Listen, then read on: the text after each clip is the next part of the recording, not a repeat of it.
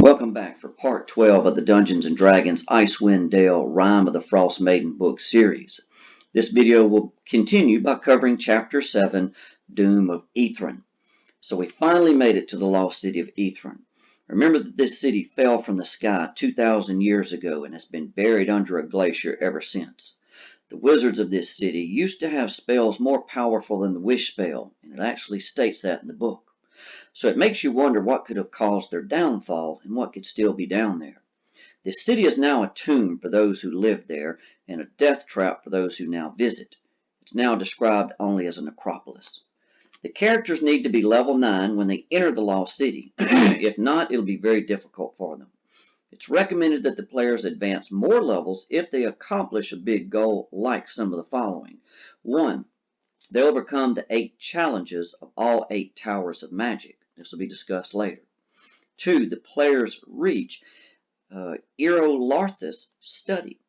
Or 3. They destroy the demi-lich, all of Ariel's forms, or the obelisk. So you'll see more about these things you don't know of further along.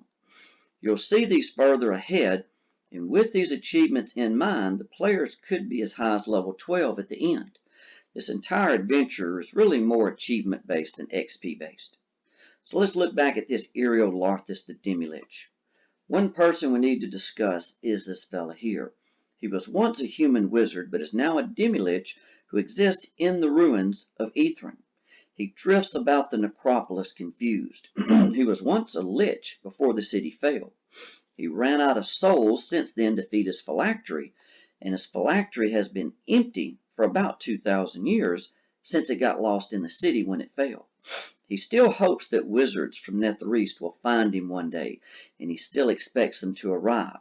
So remember, he isn't aware that their empire is gone, or even that thousands of years have passed. When Erolarthus first encounters the party, he will assume they are rescuers searching for him. The party has a big opportunity here. He'll just stare at them and watch to see how they react when they first come up on each other. If someone in the group succeeds on a DC 13 Wisdom Insight check, they'll conclude that he doesn't know why they're here, and the group may be able to take advantage of this situation. A successful DC Charisma Deception check will allow the party to fool him with this lie and convince him that they're a rescue party. If the party does anything which would make him believe that they're not a rescue party, he will attack because he still wants to protect the magic secrets of his people. So what caused the fall of Ythryn?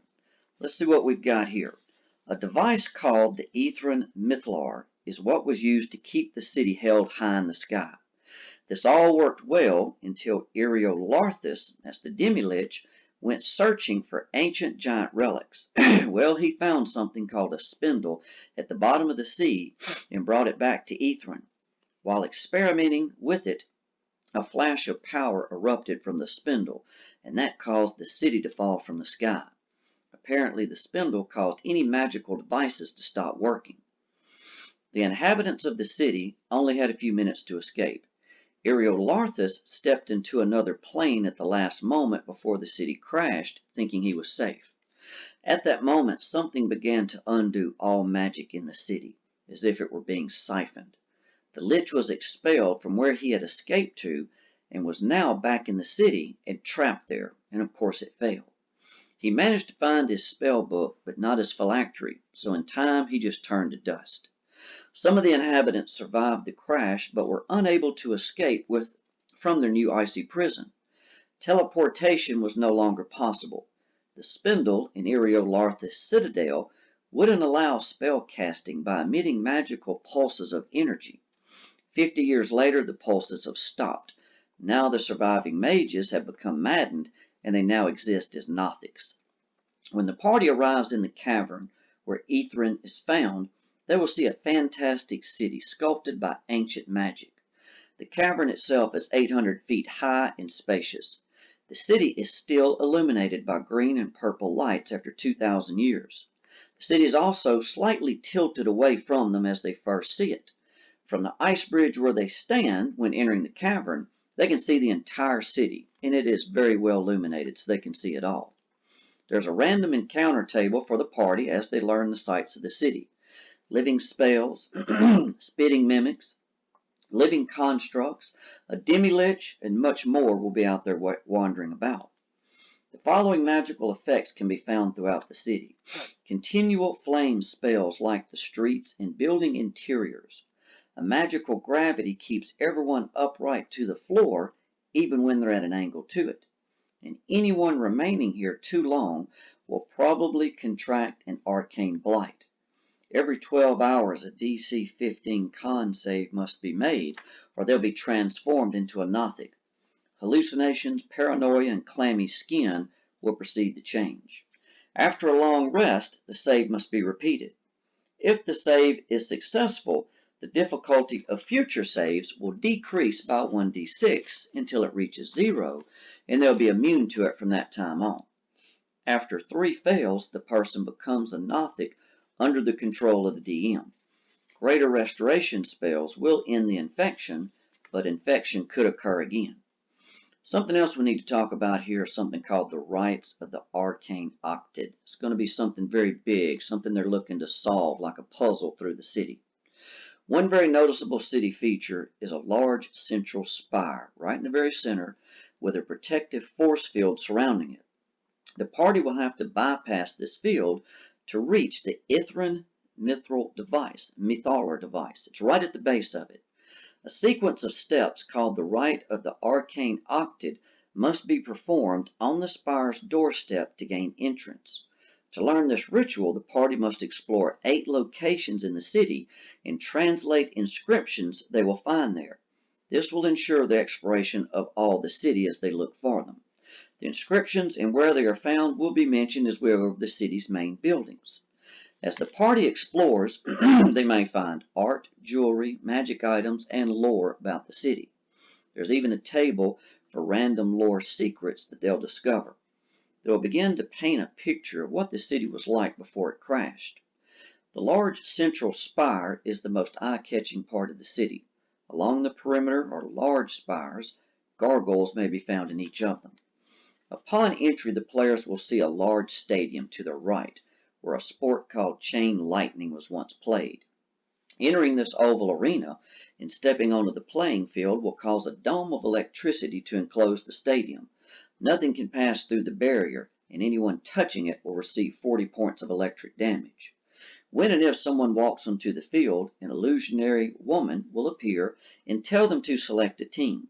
Opponents and unselected team members will be Galvan Magan. These are magically created humanoids. They'll be discussed in detail in the back of the book.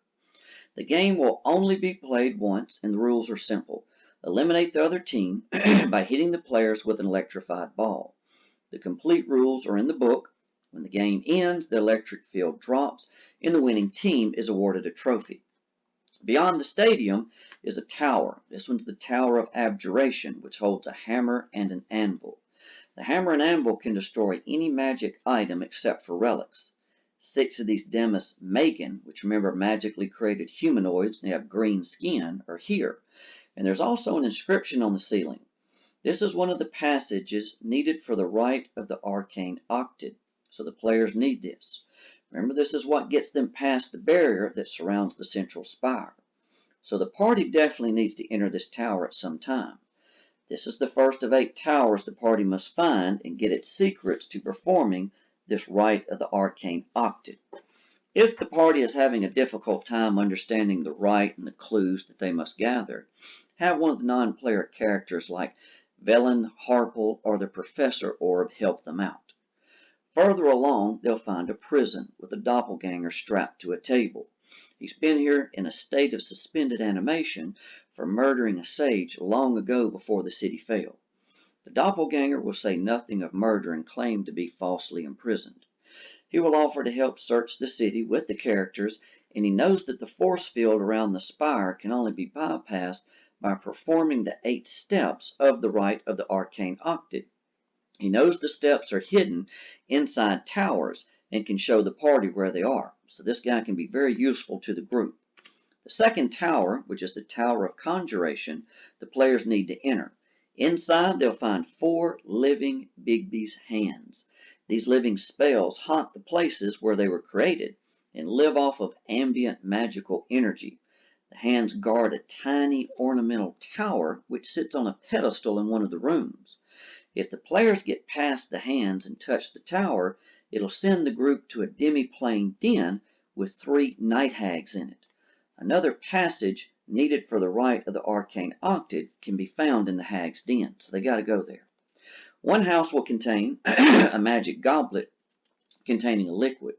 Anyone drinking the liquid will be given a supernatural charm. This charm will grant them the ability to cast a particular spell. And there's a table that you can roll for each one. An unusual looking building in the west is the city's library. Inside they will find an Arcanoloth book hunter and his servant who is an awakened penguin. The book hunter is searching for some lost tomes and the penguin lives in fear of him. The Arcanoloth is friendly and thinks the players are the librarians. He asks the players to help him search the library for his tomes. The penguin Kingsport will slip one of the players a note at some time reading "Help me." The players can assist him if they wish. Either way, it has no effect on what happens to the group. An arboretum can be found, and the trees here are still alive. There's a large oak tree who functions as a treant, and the party must craft a wand from the wood of this tree to complete the rite of the arcane octave. If the player doesn't figure this out, have an NPC help them out. This is where they'll be very useful. The wood needed can be gathered in 3 ways. Stealing a piece is an option. They could convince the tree they're going to do evil with the wand, which he'll like, or they could kill the tree. Next we have the Tower of Divination. Its tower must be found to find another engraving to complete the rite of the arcane octave. The players will soon find a glass orb filled with eyes just sitting on the floor of a room. All of the eyes will turn and look at the players as they get near them. Close to the orb they will see written, "Ask and we shall find." This orb can be used to search for the engraving needed for the rite of the arcane octave that's in this building.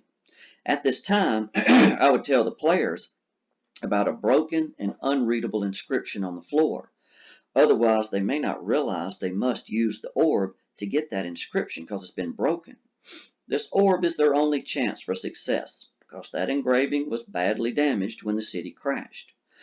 On a DC 20 con save, the orb works and shows the holder what it wants. In this case, hopefully the inscription. On a failed save, the person will have an eye ripped from their skull and the eye will be placed inside the orb, and they'll be able to see it there. A whale with sitting benches, right? So W-E-L-L this time, not the whale that we saw before. But a whale with sitting benches placed all around it is located along the western perimeter of the city. A gibbering 5-headed aberration is found at the bottom of the 100-foot deep well. It functions like a hydra would, so play this gibbering aberration like you would a hydra.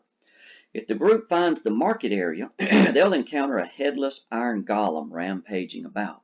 Its head was seen in the Caves of Hunger earlier.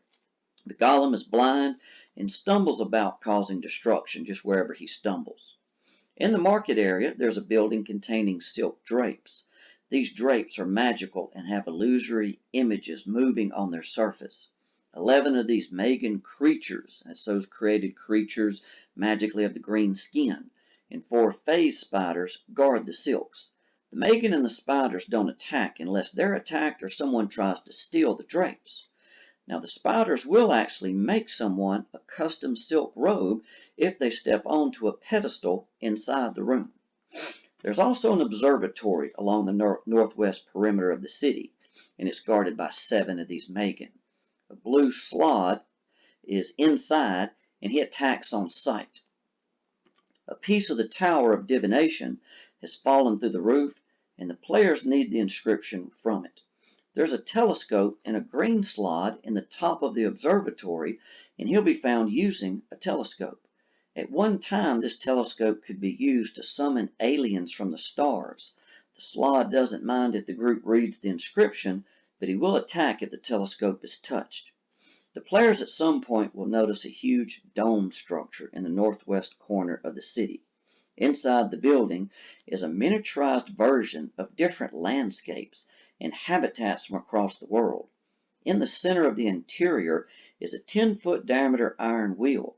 Inside the wheel are 8 barrel-sized containers. Someone can put 80 hit points of blood into the containers, pull a lever, and the wheel will spin. 1 minute later, the wheel will stop, and a creature will crawl out. The creature will be loyal to whoever pulled the lever, and there's a random die roll to see what the creature is. The possibilities are things like a rabbit with wings, a rat with gills and scales, a color-changing fox, and more. These chimeras were once used as familiars by the previous city inhabitants. A domed theater can be found, and it contains cursed scripts. Anyone reading them will have to roll a save. Failing will result in things like disadvantage on ability checks, an imaginary creature whispering in their ear, or all sorts of other odd things happening. Next, we see the Tower of Necromancy.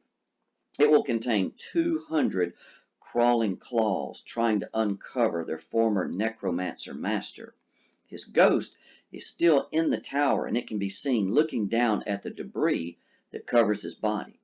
Digging up his body will reveal a passage on the wall that is needed for the rite of arcane octid. So again, they got to have this. The city is vast, so this will end the first half of our coverage. Join us for the next video, which will pick up with the great central spire, known as the Spire of Ilio-Larthus, the Demi-Lich. Until then, good luck and good gaming.